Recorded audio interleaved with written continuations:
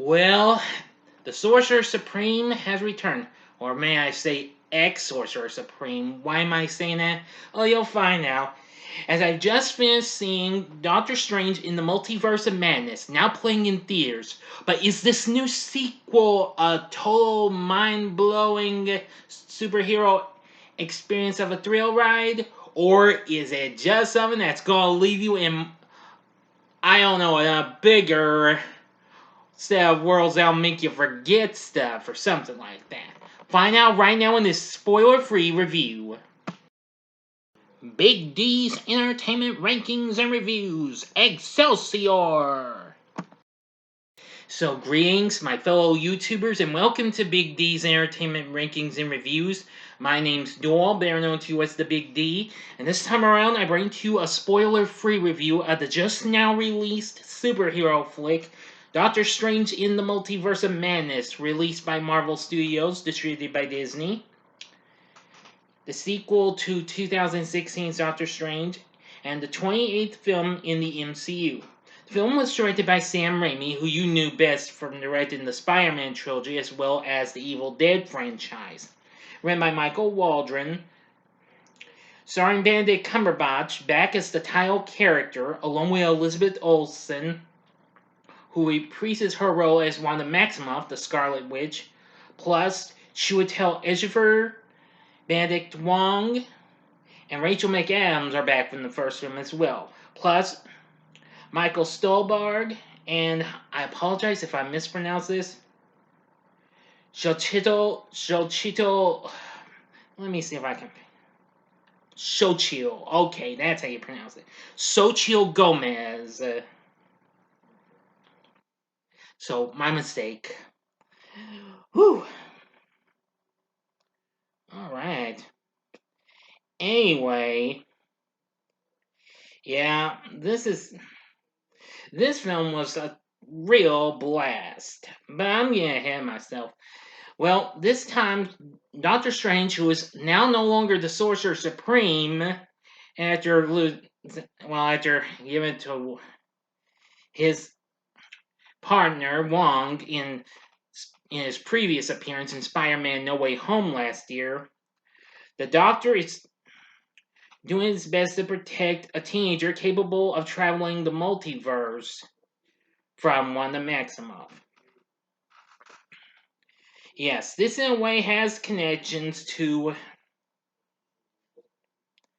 everything and what have you.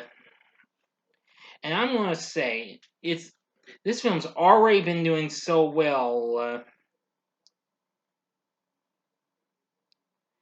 Anywho, I'm gonna tell you that I really enjoy this just about as much as the first film, but however, it does kick it up a notch because now it has some a horror feel in it due to it being even though it's a PG-13 rated film.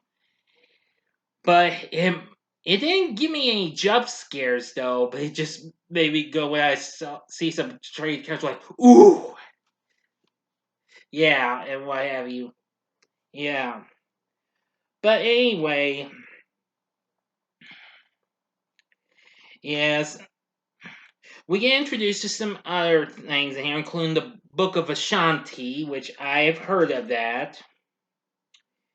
And we even get introduced to the Illuminati, a secret society consisting of, well, I'm not going to tell you. That's my only little heads up I give to you. But that's not a factual spoiler. I'm not telling you who the members are because that's spoiling it, okay? That's my only bit of heads up I'm going to give to you, alright? Enough said. Alright. Well, I think the story is very good, and I mean, if you've seen how it went in Spider-Man: No Way Home, then you're gonna feel right at home with seeing this in Doctor Strange in the Multiverse of Madness. I must admit that Sam Raimi's direction in this is absolutely superb. I agree with the critics on this. The same thing with the visual effects, just like its predecessor, the musical score, which was done by Danny Elfman, who of course also did the scores for the first two Spider-Man movies, not the third one, because I almost forgot he didn't do the third one. Somebody else did. Anyway, This is really good, and the cast was real good too. Benedict Cumberbatch, once again, is great as Dr. Stephen Strange. He's really good. Let's see. Elizabeth Olsen returns as Wanda Maximoff, the Scarlet Witch. Well, which you'll be shocked to see how she becomes. I know the trailer spoiled some things, but I kind of forgot them though, because I gotta be honest with you. Sometimes when I see a theatrical trailer that shows too much in my view, it might leave my mind and what have you, and I'll have no recollection of it. Even if I see it again when attached with a different movie, you know. Okay.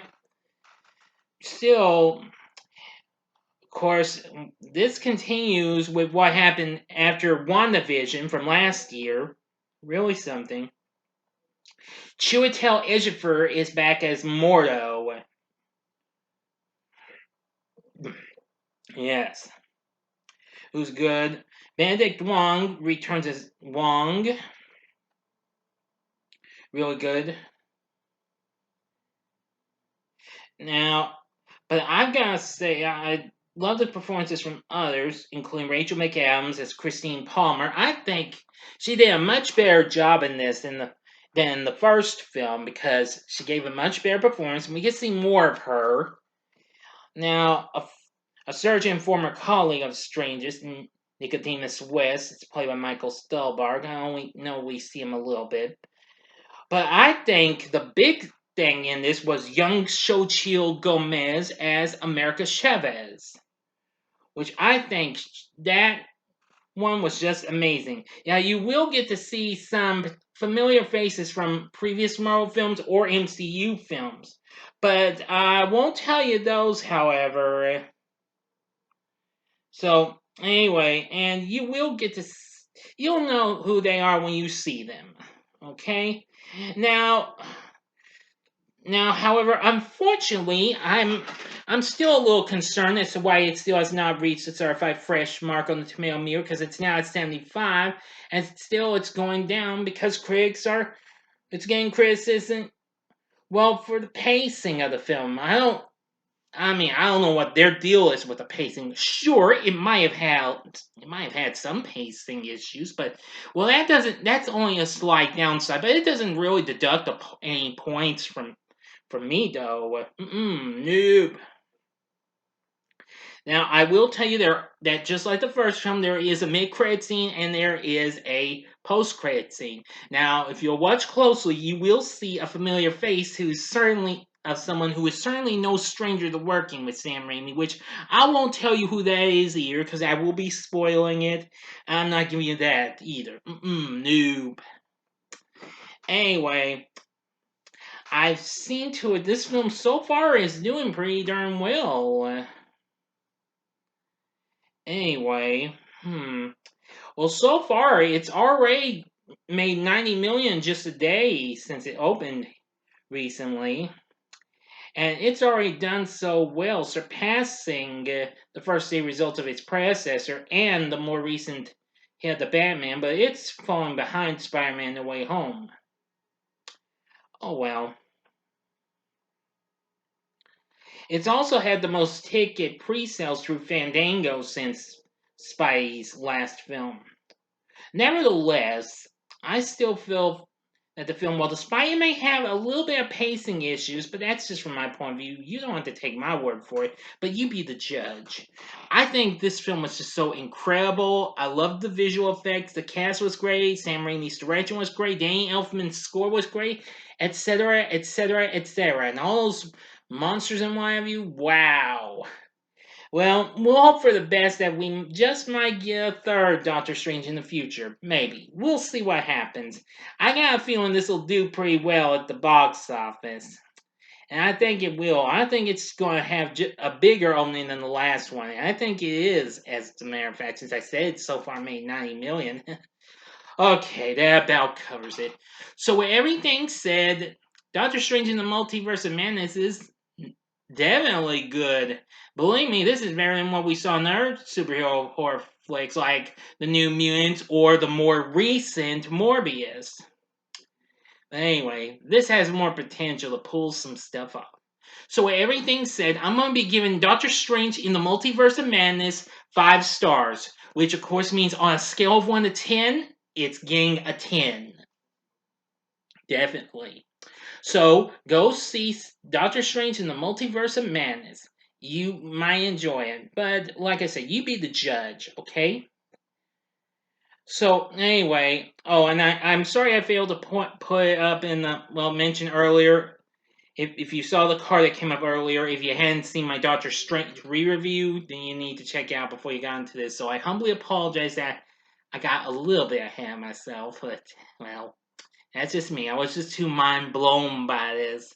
So it was a mind blowing thrill ride. Definitely. Alright, so let me know what your thoughts are on Doctor Strange in the Multiverse of Madness in the comments section below. If you like this video, click the like button, subscribe to my channel, and be a part of the Big D Nation. And stay tuned. I will have another video coming up real soon.